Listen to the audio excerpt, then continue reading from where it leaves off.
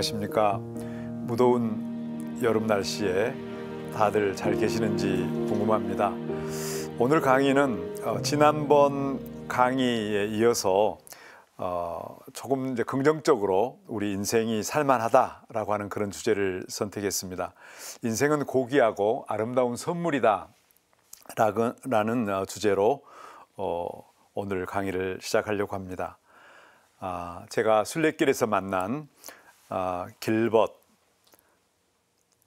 순례자들이죠. 그리고 생명 넘치는 자연, 그리고 기억 속에서 저를 일깨워줬던 우정과 사랑에 관한 이야기로 시작하려고 합니다. 이 이야기들은 제가 저번에도 말씀드렸듯이 비아토르라고 하는 이 책의 산티아고 순례길에서 그 일정에 따라서 지금 4개로 나누어서 하는데요. 오늘 첫 번째 에피소드는 순례길에서 길벗 사귀기라고 하는 제목으로 시작하려고 합니다. 이때가 4월 28일 맑은 날씨였습니다. 카스트로 헤리즈에서 포블라치온 30km, 포블라치온까지 30km를 걸었습니다. 아침 6시에 출발해서 8시간 30분 동안 걸었습니다. 점심시간 1시간 휴식 시간을 제외하고 7시 30분간 걸은 거죠. 이때 오르막길도 있었고 내리막길도 있었고 어떤 때는 도로로 가다가 또 산 등성이에도 올라서 산길을 걷기도 하고 한 2시간 정도 걷고 30분 휴식하는 방식으로 진행했습니다. 저는 항상 순례를 할 때에 묵주기도를 15단 정도를 바치게 되는데 예수님의 탄생, 죽음, 부활이라고 하는 신비를 5단씩에서 계속 기도를 드리면 굉장히 마음이 차분해지고 예수님과 함께 순례 여정을 하고 있다라고 하는 느낌을 강하게 받아요. 왜냐하면 그 묵주기도가 우리 신앙의 정수를 알려주기 때문에 그렇습니다. 그런데 이날은 토요일이어 가지고 이제 토요일 밤에 특전 미사를 하지 않으면 일요일 하루 종일 걸어야 되니까 그 주중에 그 순례길에 성당을 못 찾게 되면 미사를 빠뜨릴까 봐 이제 토요일이지만 특전 미사를 하기 위해서 포블라치온에서 이제 알베르그에 도착하자마자 그 미사가 있는 성당을 찾았습니다. 그렇지만 포블라치온에는 미사가 있는 성당이 없었고 프로미스타라고 하는 포블라치온에서 한 10km 정도 떨어져 있는 다시 되돌아가는 길이었는데요. 거기에 성 가정 수녀원에서 양로원을 운영하는데 그 양로원 할머니 할아버지들과 함께하는 미사가 있다는 말을 듣고 이제 그 알베르기에 그 요청을 했습니다. 어떻게 하면 10km 떨어져 있는 거기를 갈 수가 있습니까? 라고 했더니 이제 로비에서 그때는 이제 호텔과 알베르그 2개를 운영하는 곳이었는데 호텔 데스크에서 일하시는 분이 아마 곧 일이 끝나니까 제가 태워다 드리겠습니다 하고 어떤 한 자매님이 말씀하셨어요. 그런데 그 옆에 있는 젊은 청년이 알로시오라고 하는 청년이었는데 그럴 필요 없이 제가 방금 도착했지만 금세 10km 갔다 오겠습니다 하고 나서준 친구가 있었어요. 스페인의 알로시우스라고 하는 친구인데요. 이분이 이제 택시를 타고 가면서 이런저런 이야기도 했더랬습니다. 왜 동양 사람이 그 미사를 빠뜨리지 않으려고 미사에 참석하느냐, 그냥 한번 이 스페인의 성당을 구경하고 싶어서 그런가, 아니면 영성적인 이유가 있는가, 정말로 신자인가, 뭐 이런 이야기를 물어봐서 이제 그분한테는 그냥 신분을 밝혀도 될 것 같아 가지고 내가 가톨릭 신부인데 이제 일요일 미사는 빠뜨리지 않아야 되지 않느냐라고 이제 이야기를 했던 거죠. 그런데 이 친구가 도착하자마자 프로미스타 그 성가정 수녀원에 도착하자마자 수녀님께 말씀드리고 또 주례 신부님께 말씀드려가지고 동양에서 온 한국에서 온 신부님이 계신다. 그래가지고 이제 결국은 함께 미사를 공동 주례하게 됐죠. 물론 저는 이제 스페인어를 잘 못하니까 옆에서 성체 분배하는 것을 도와줬습니다. 그래서 아주 따뜻한 환영받는 느낌으로 오랜만에 제대 위에서 미사를 들었죠. 그런데 이제 문제가 알로시오는 이제 다시 돌아가 버렸고 제가 어둑어둑해지는 한 6시, 7시쯤 됐을 거예요. 그때가. 그런데 알베르고로 돌아가야 되는데 누가 운전해 줄 사람이 없는 거예요. 그래서 이제 삼거리쯤 나와가지고 택시를 잡으려고 이리저리 이제 뛰어다녔는데 거기 조그만한 시골이어가지고 택시가 멈춰 있지도 않고 지나가지도 않고 이제 큰일 난 거예요. 이제 한 가지 방법은 제가 다시 10km를 걸어서 가야 되는 거예요. 그런데 발에 물집도 있고 엄청 고생을 했는데 또 가야 된다니까 힘들어서 안절부절하고 있는 차에 마침 그 순례 제가 그 프로미스타 성가정성 수녀원에서 미사를 드렸다고 했는데 그때 이웃 사람들 중에 몇 분이 미사에 같이 참석을 했고 그것을 관찰한 한 분이 한 아저씨가 자기 옆집에 기사 아저씨가 있는데 그분께 여쭤보겠다고 하고 가서 노크를 하고 뭐 저녁 식사를 하려고 하는 그분을 이제 부탁을 해가지고 그분이 저를 알베르까지 운전해 줬어요. 물론 이제 돈은 지불했지만 그래서 그때 제가 이제 깨달은 것은 이처럼 아주 어려운 상황에 순례길 안에서도 미사를 거르지 않고 이제 신앙을 고백하고 하려고 하는 신자들에게는 항상 하느님께서 도움을 주신다라고 하는 그런 확신을 갖게 됐습니다. 마침 돌아와서 식사를 막 이제 같이 하는데 거기서는 이제 알베르게에서 준비된 식사를 했었어요. 근데 마침 식탁에 크로아티아에서 온 분들이 있어가지고 이제 그분 어떤 두 분의 순례객과 함께 식사할 수 있게 됐는데 그분들은 한 사람은 이제 농부고 한 사람은 우체부 배달을 했다는 사람인데 마침 휴가를 내 가지고 두 친구가 이제 함께 이 산티아고를 오게 됐다. 열심한 신자인 것 같아요. 크로아티아가 카톨릭 국가거든요. 그래서 아주 그 아름다워 보인다 하면서 칭찬도 하니까 이 친구하고 내가 어떻게 학교 다니면서 뭐 자랐는지 이런 것들을 자랑 삼아서 이야기를 했었습니다.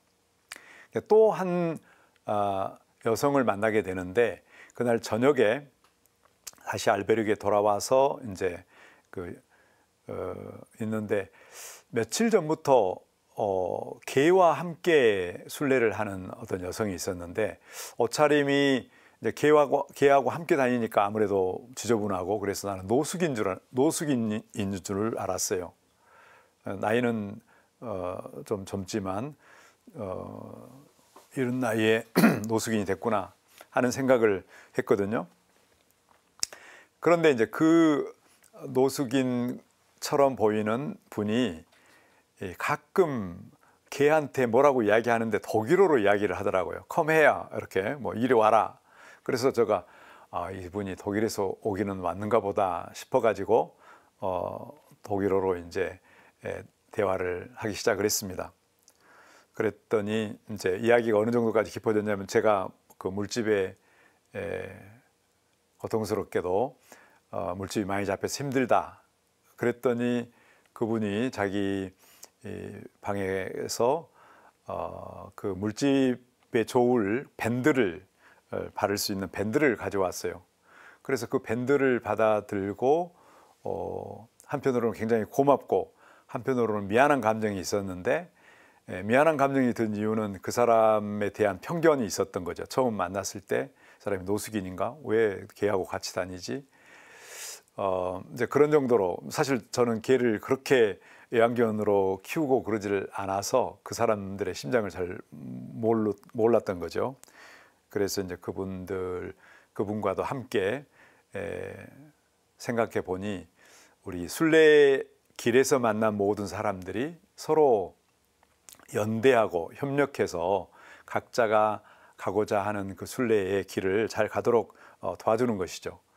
그래서 서로 국적이 다르고 또 관심사가 다르고 또 뭐 직업이 다르고 하더라도 우리는 언제든지 순례 안에서는 하나의 공동체를 이룰 수 있다라고 하는 생각을 갖게 됐습니다. 그래서 특별히 여러분들과 그런 또 순례 안에서 만나게 되는 길벗 사귀기라고 하는 그런 에피소드를 나눕니다.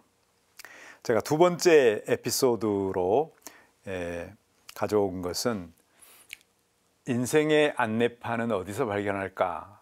이 산티아고의 순례길 곳곳에서 이런 노란 화살표 혹은 그 조개 껍질로 되어 있는 문양의 이제 화살표 같은 것이 있어요. 그래서 이제 산티아고가 이쪽으로 간다 하고 알려주는 분명한 안내판인 거죠. 그런데 사실 이러한 안내판대로 가면 목적지에 딱 잘 도달할 수 있다라고 하는 것이 이 순례길의 여정이라면 우리 인생의 여정길에서도 구비마다 또 중요한 결단을 내릴 때마다 그런 안내 표시가 있으면 얼마나 좋을까 하는 그런 생각을 했던 날이었습니다. 4월 30일 그리고 5월 1일에 이틀에 걸쳐서 이런 생각을 하게 됐는데요. 고단한 하루를 마치고 이제 무료 알베르그 베르치아노스라고 하는 곳에서 순례객들과 함께 저녁 기도를 하게 됐는데 저는 당호같이 성찰 기도를 했습니다. 일종의 나눔과 함께 이제 기도인데요. 이것은 제가 말로 설명하기보다는 기도 내용이니까 직접 낭독을 해볼까 합니다. 비아토르에 있는 백족에 있는 내용입니다. 오늘 아침은 아직 어두웠고 안개가 잔뜩 끼어서 길 찾기가 어려웠습니다.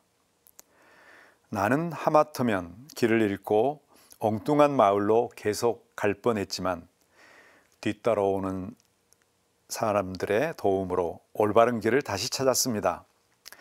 사실 길을 찾기 위해 핸드폰에 라이트를 켜고 주위를 살피다가 그만 왼발이 전선 매설용 구덩이에 빠지기도 했어요. 이런 곳에 시멘트 구멍을 조그만 돌 하나로 막고 있다니요. 이건 안전사고 예방을 소홀히 한 지자체를 상대로 소송을 내야 할 정도였어요. 저는 약간의 부상을 입었습니다. 산티아고로 가는 길은 늘 도로와 표지판에 노란 화살표 혹은 조개껍질 표시로 찾아갈 수 있도록 되어 있어요. 길을 잃었다 싶으면 사람들에게 물어 다시 찾을 수 있죠. 그런데 우리 인생길에서 어느 방향으로 가야 나의 고유한 산티아고로 가는 것이며 또 어느 정도 왔는지 알고나 가고 있는지 가늠하기 어렵습니다. 주님, 저희에게 우리 각자의 산티아고의 길을 안내해 주시고 함께 앞장서 가주시기를 빕니다. 그리고 나서 우리는 함께 떼제의 성가를 이제 불렸습니다. 제가 특별히 이 에피소드를 뽑은 이유는 산티아고로 가는 안내 표지판처럼 하느님께서도 우리가 어려운 골짜기를 가고 또 힘든 난관을 닥치기도 하고 환난을 입었을 때 분명히 지시해 주는 어떤 신호 같은 것이 있다고 생각을 합니다. 만약 그것이 우리가 깨칠 수 있다고 한다면 어떤 영역에서 찾아야 되냐 할 것 같으면 우리 마음속 깊은 곳에 알려주는 어떤 영혼의 소리. 그런데 이 영혼의 소리, 내적인 어떤 자각을 하기 위해서는 우리가 늘 깨어 기도하는 마음이 있어야만이 그 소리를 민감하게 알아들을 수가 있는 겁니다. 그래서 내 마음 깊은 곳에 어떤 울림이 있는가? 제가 이 강의를 하면서 저의 순례 여정을 어느 날 대학생 시절부터 시작을 했는데요. 마침 그때의 삶의 공허감을 느꼈던 저 마음 안에 깊은 곳에서 우러나오는 그 목소리, 이제 이게 우리가 따라가는 하느님의 목소리가 되겠죠. 이게 바로 아브라함이 하느님의 약속을 믿고 우르에서 하란으로, 하란에서 가나안 땅으로, 이집트로 그분이 알려주는 곳, 너의 아비의 집과 고향과 식솔 고향을 떠나서 내가 알려주는 곳으로 가라라고 했을 때에 그 알려주는 곳으로 가라는 그 음성을 어디서 들었는가 하면 자기 안에 있는 내면의 움직임에서 찾았을 거라고 생각이 들어집니다. 아브라함께 하는 약속, 믿음의 조상의 아브라함이 그런 약속을 듣고 떠났다고 한다면 반드시 우리 신앙인들에게도 하느님께서는 그러한 약속의 징표, 약속의 흔적들을 우리 영혼 깊은 곳에서 알려주는 거죠.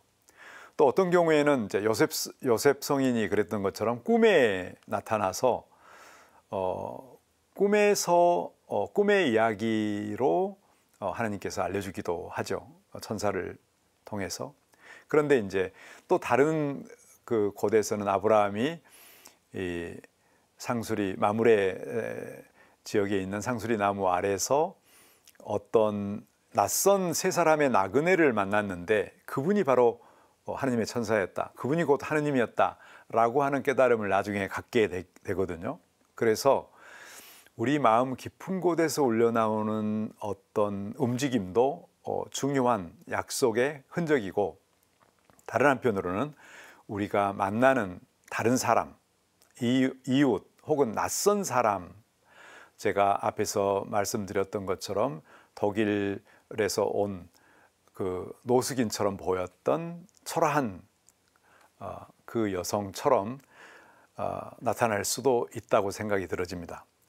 그래서 항상 타자들에 대한 그 관대한 마음, 타자들을 받아들이려고 하는 개방적인 마음, 그리고 그들을 환대하려고 하는 마음을 가질 때, 그리고 자기 안으로 깊이 깨어 기도하려고 하는 마음이 있을 때 자기 내부에서 또는 바깥에서 이렇게 연결되어 가지고 하느님께서는 우리에게 우리가 가야 할 안내 지표를, 안내판을 보여주는 것이죠.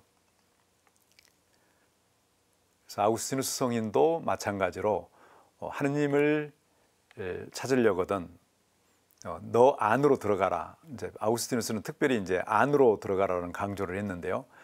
너 안에 있는 하느님의 목소리를 들어야 된다. 그래서 내 영혼보다 더 가까이 계시는 하느님, 나보다도 더 사랑하시는 하느님을 우리 마음, 우리 영혼 깊숙한 곳에서 뵙게 된다라는 가르침을 주었습니다.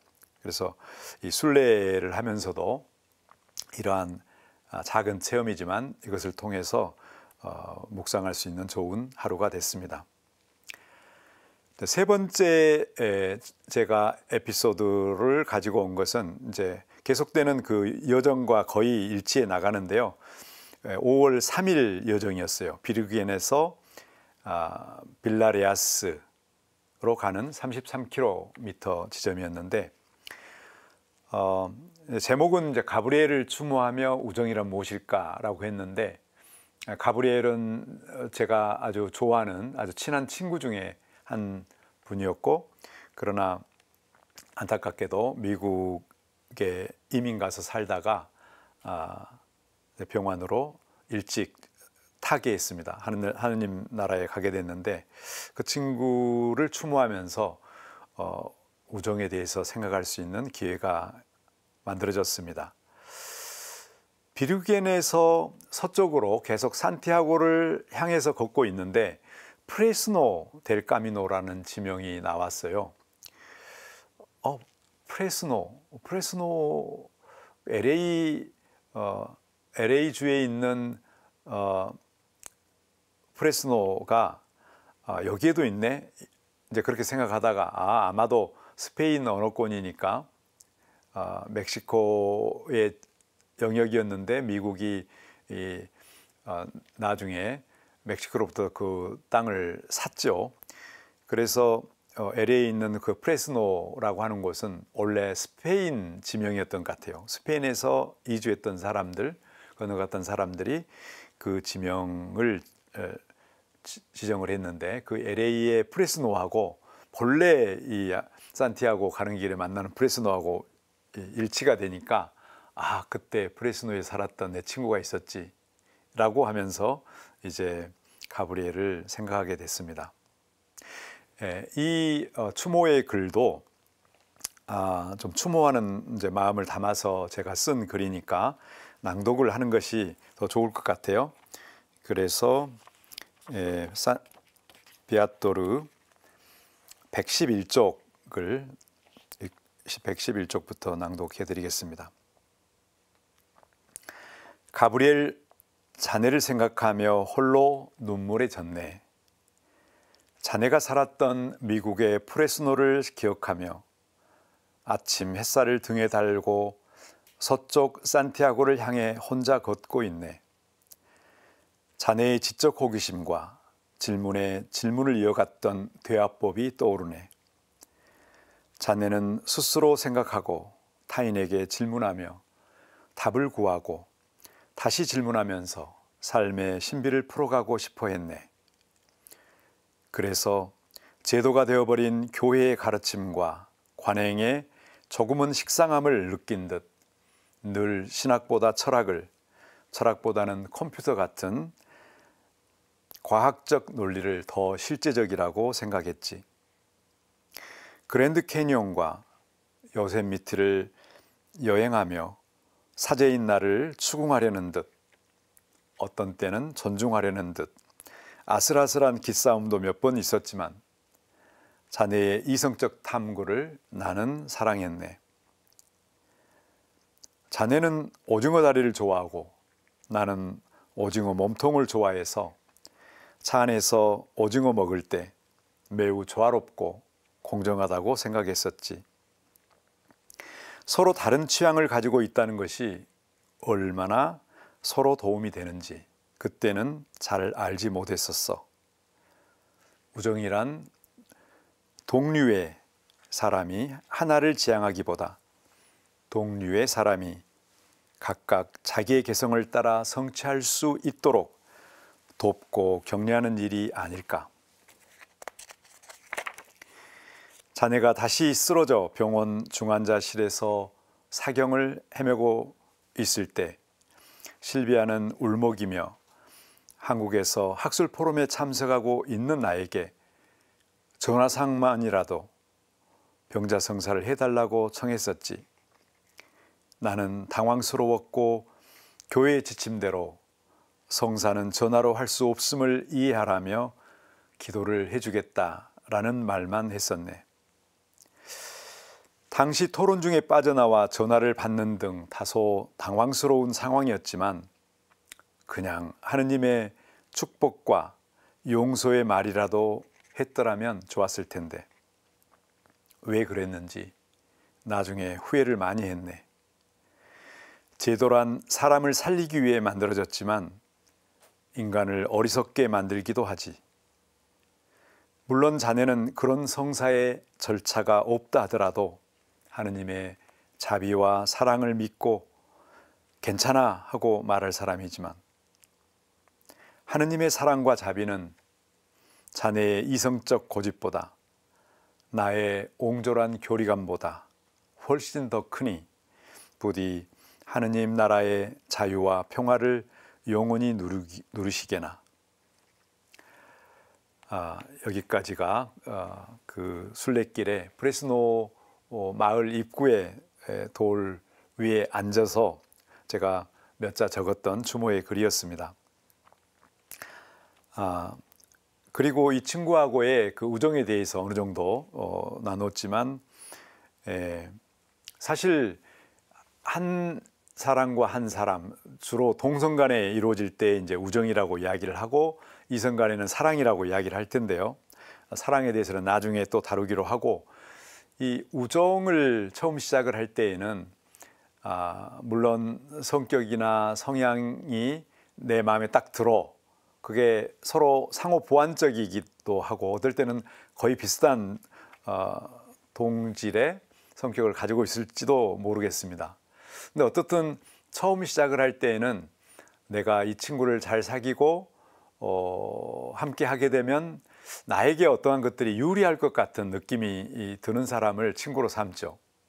내가 공경에 처해 있고 어려울 때 이 친구가 나를 도와줄 거야. 누가 나를 건들면 이 친구가 좀 말려줄 거야.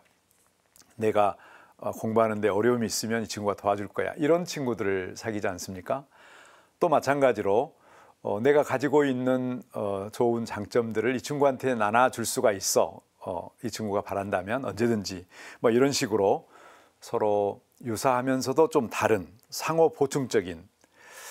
그래서 이제 어떤 측면에서는 우정의 출발이 이 자기 중심적 성향에서 자기를 사랑하는 자애적인 마음에서 출발을 합니다.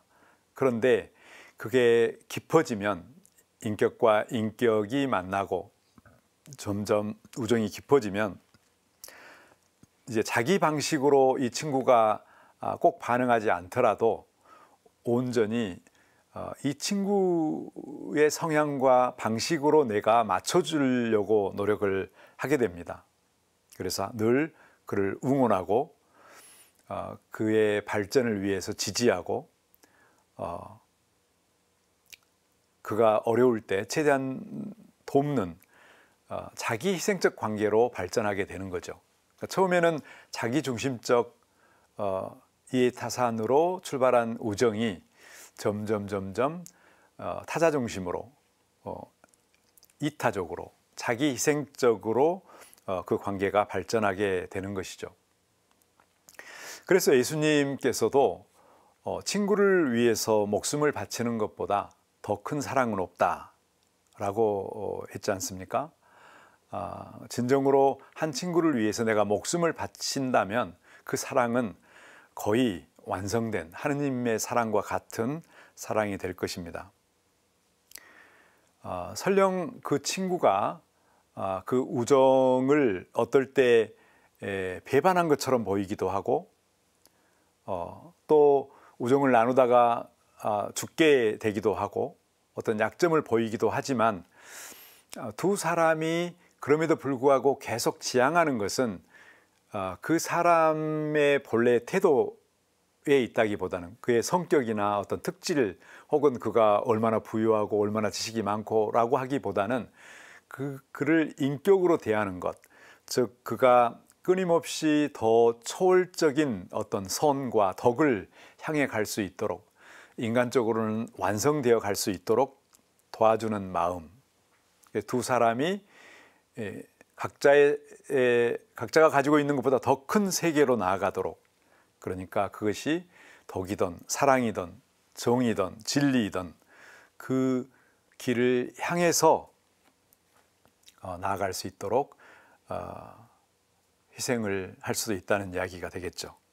그래서 그런 면에서는 친구는 바로 나의 또 다른 영혼이고, 내가 순례하는 동안에 의지하고 함께 계속 힘을 모으고 지지하는 그런 중요한 동지가 되는 것이죠.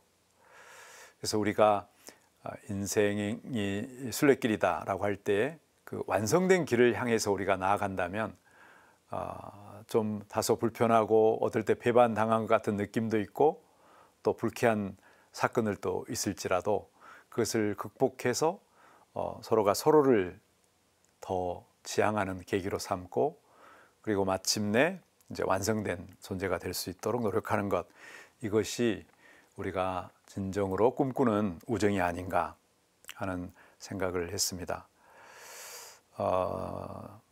물론 저는 이 친구에게 이 추모의 글과 함께 가족들에게도 이 우정의 추모의 글을 보내드렸습니다.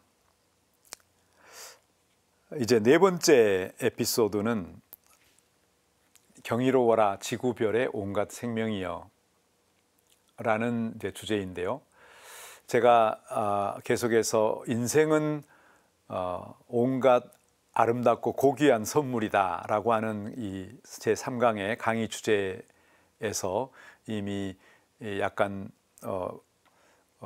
비추었지만 인간 간의 관계 안에서, 자연과의 관계 안에서, 그리고 우주와의 관계 안에서 이 모든 것이 우리 존재하는 인간, 찰나적으로 사는 인생이지만 그 안에서 얼마나 많은 것들을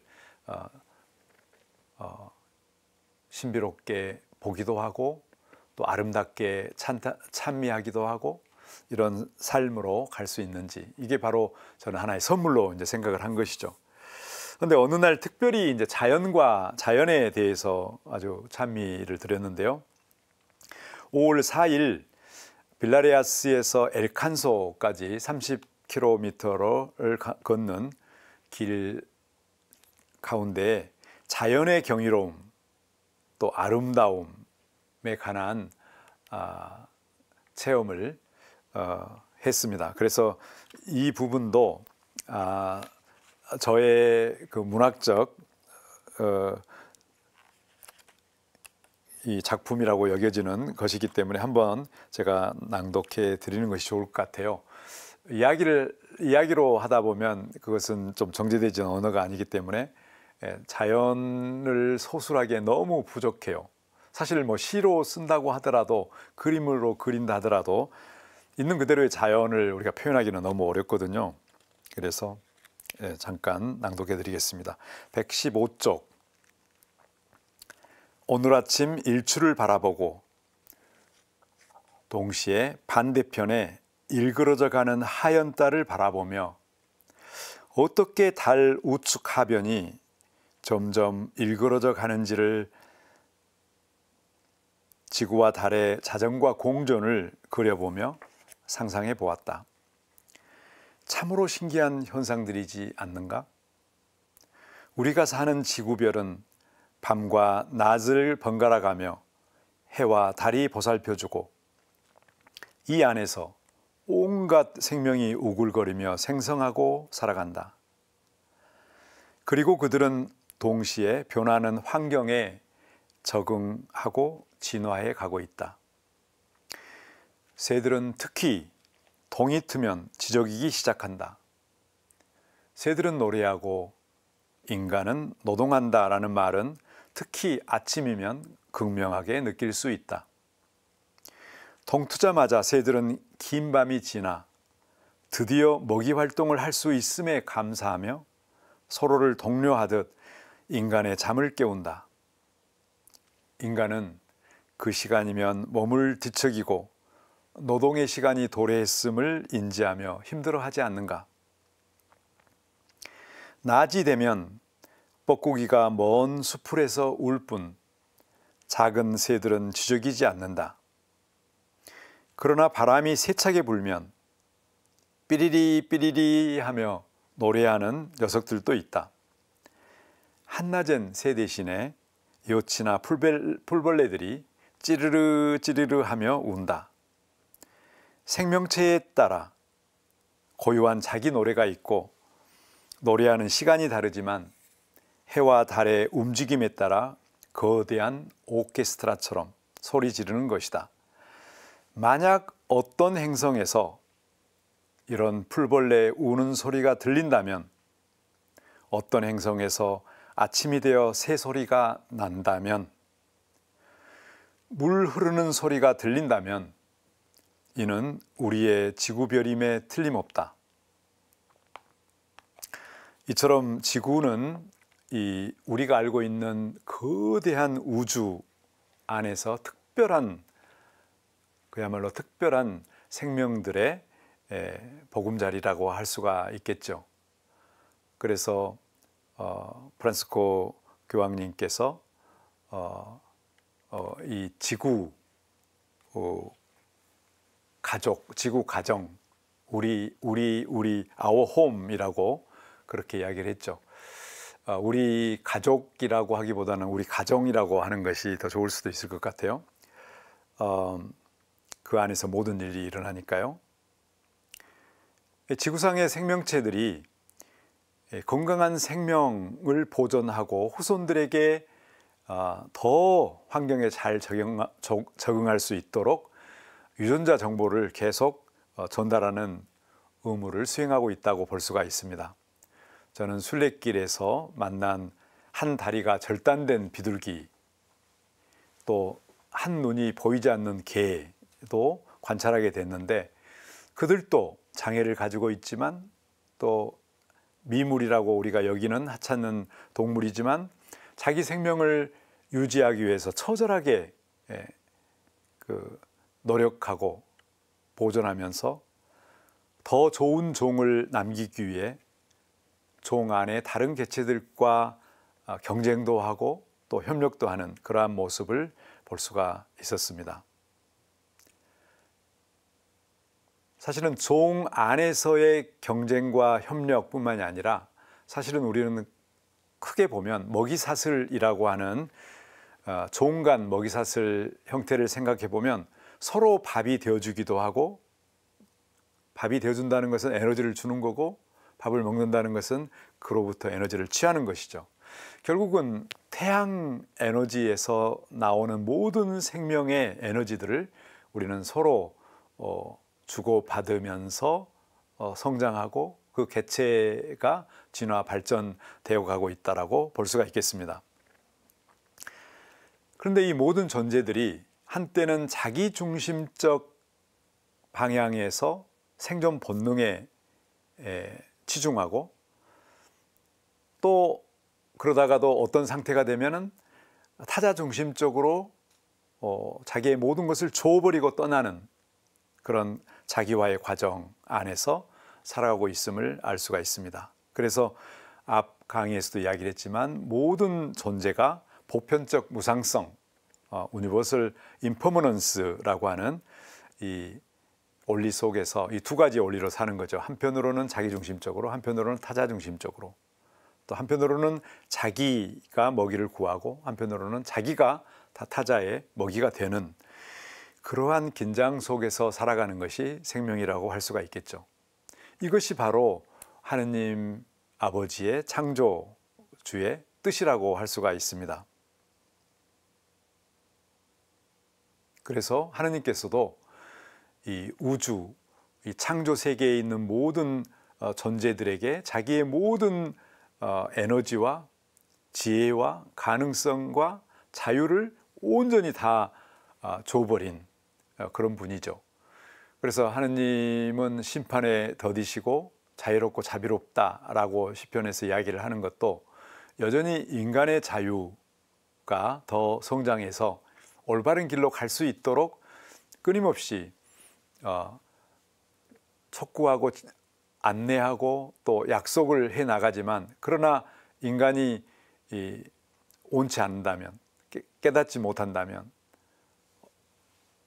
혹은 창조주의 뜻을 따르지 않는다면 여전히 이제 정체된 상태로 갈 수밖에 없겠죠. 지금 기후 온난화, 지구 온난화, 이 기후 위기의 문제들도 사실은 인간이 너무 자기중심적으로만 살다 보니까 이산화탄소를 내뱉고 메탄을 쓰고, 그래서 이제 그 비닐 하우스 효과 같은 것이 나타나 가지고 이렇게 기후가 올라가는데, 이걸 통해서 모든 종들이 신음을 내면서 죽어가고 있지 않습니까? 종이 종말을 구하는 종들이 많지 않습니까? 이제 이런 걸 생각을 해보면 바로 우리들의 자유 의지가 어디로 향해야 될 것인지를 이 생명 가득한 지구 안에서 더 늦기 전에 우리는 생각하고 판단해야 될 것입니다.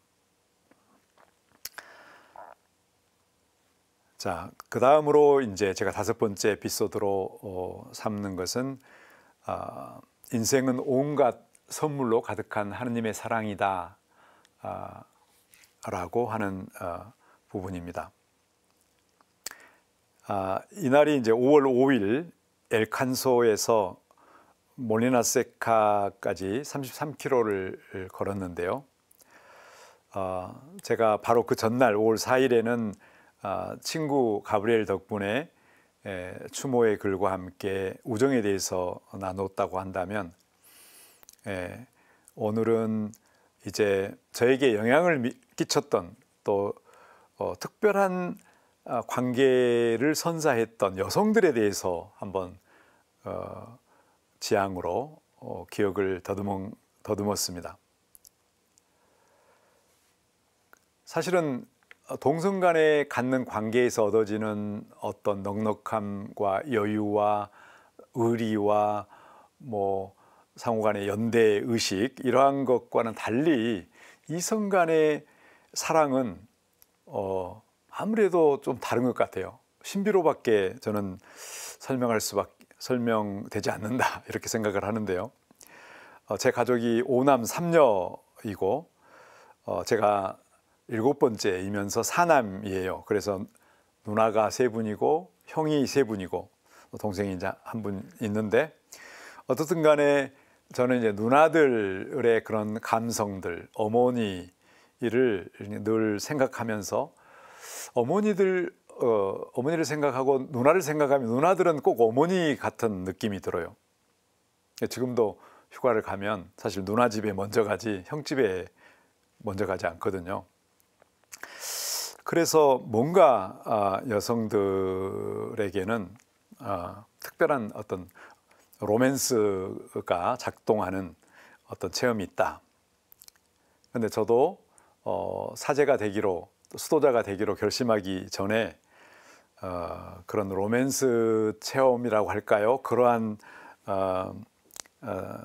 관계로 발전할 뻔했던, 발전했는지는 모르겠어요. 그런 여자친구가 있었습니다.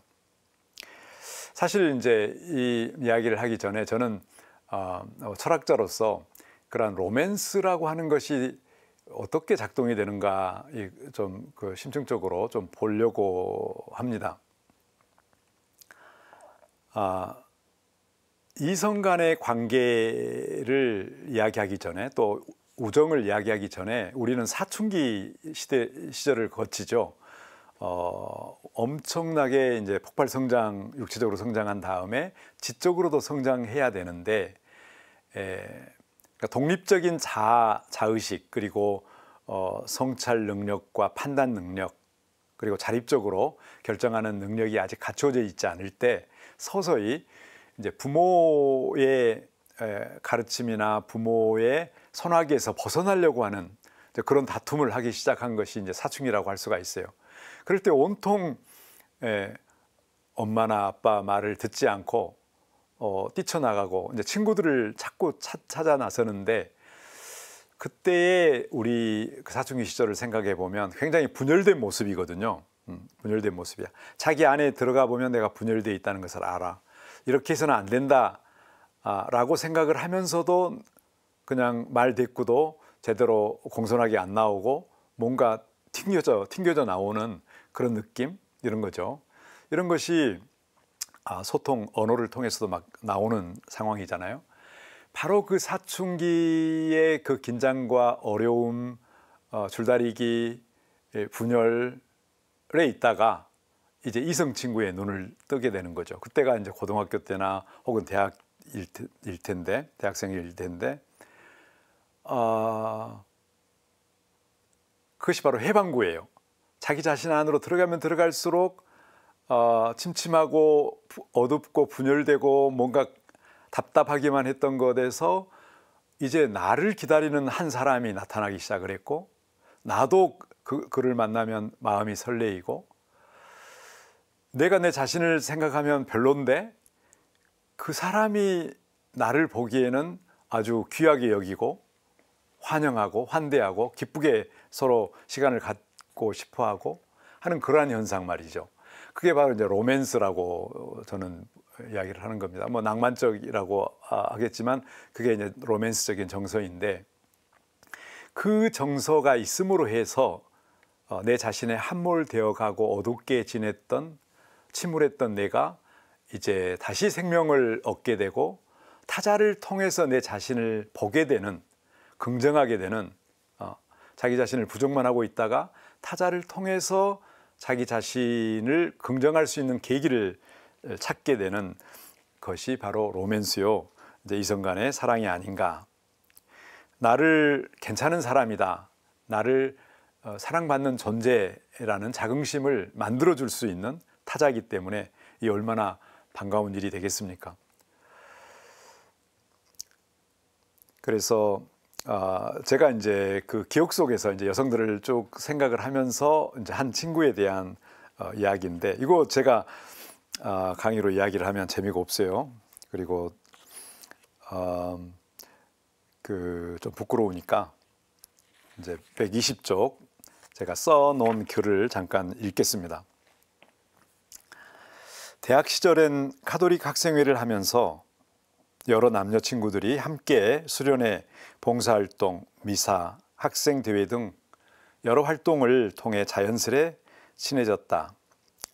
그 중에서 내가 연합회 회장으로 일할 때 부회장으로 늘 훌륭한 조언과 도움이 되었던 D는, 여자친구 이름을 밝히지 않겠습니다. 여자친구로서 큰 영향과 여운을 주었다. 그녀의 밝고 지혜롭고 자애로운 마음을 회상하면 지금도 따뜻한 감동이 인다.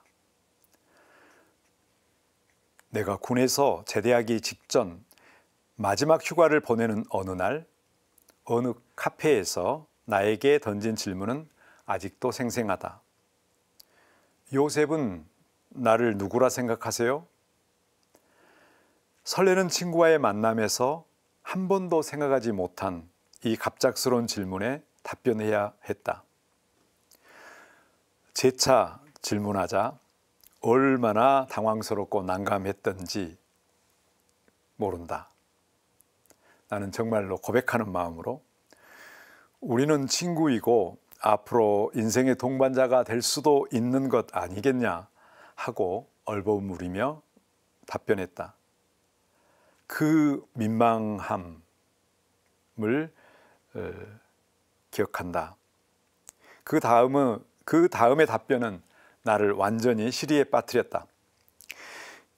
그래서 이제는 더 이상 만나지 않을 거예요.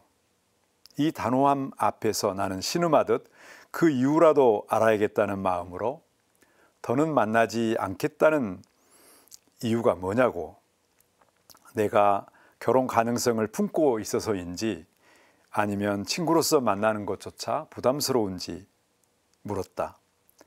둘 다예요. 나는 더 이상 어떤 말도 꺼낼 수가 없었다.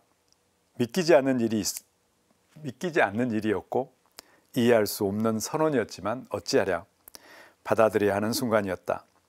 그녀의 단호함은 이 여성의 지혜로움과 용기를 드러낸 사건이었음을 나중에 알게 되었다.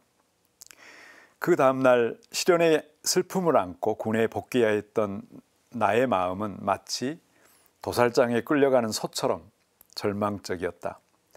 한 달 동안은 부대 안에서 마음고생을 한 것 같다.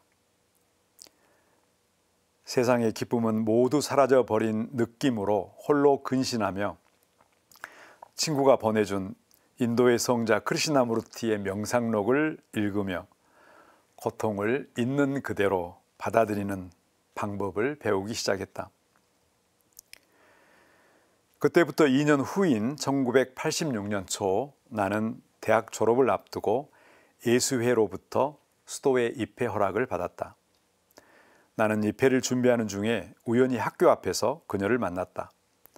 너무나 반가워 학교 앞 다방에 가 그동안 어떻게 지냈는지 담소를 나누었다. 그녀는 대학원 졸업을 앞두고 마지막 학기를 보내고 있다고 했다. 나는 다가오는 2월 초에 예수회에 입회하게 되었다고 말을 건넸다. 그녀는 너무나 기뻐하며 와우, 축하해요. 나도 실은 2월 수녀원에 입회하기로 되어 있어요. 그녀는 몇 년 전부터 수녀원에 입회할 준비를 하고 있었던 것이다. 이제야 왜 그녀가 그때 단호하게 우리의 만남을 중단하자고 선언했는지, 그리고 그것은 얼마나 지혜롭고 용기 있는 일인지 알게 되었다. 그녀는 오늘 또 수도자로서 자신을 오롯이 하느님께 봉헌하는 삶에서 정진하고 있다. 이 친구는 구도자로 살아가는 나에게 얼마나 큰 감동과 힘이 되는지 모른다. 이런 로맨스 체험은 사실 하느님의 선물이 아닐 수가 없겠죠. 늘 하느님께 감사하는 마음이입니다. 끝 인사로 제가 인생은 고귀하고 아름다운 선물이라는 제목으로 강의를 했습니다. 사랑 속에서 태어났고 존재의 선물 속에 사랑받다가 나도 사랑을 실천하는 사람이 되어가는 겁니다. 온갖 생명이 넘치는 자연, 가족과 친구, 사랑하는 사람들과의 친애를 통해 우리는 하느님을 닮아갑니다. 아니, 인생 끝에 우리는 정신적, 물질적 유산을 남기고 사랑 자체이신 하느님께 떠나는 것입니다.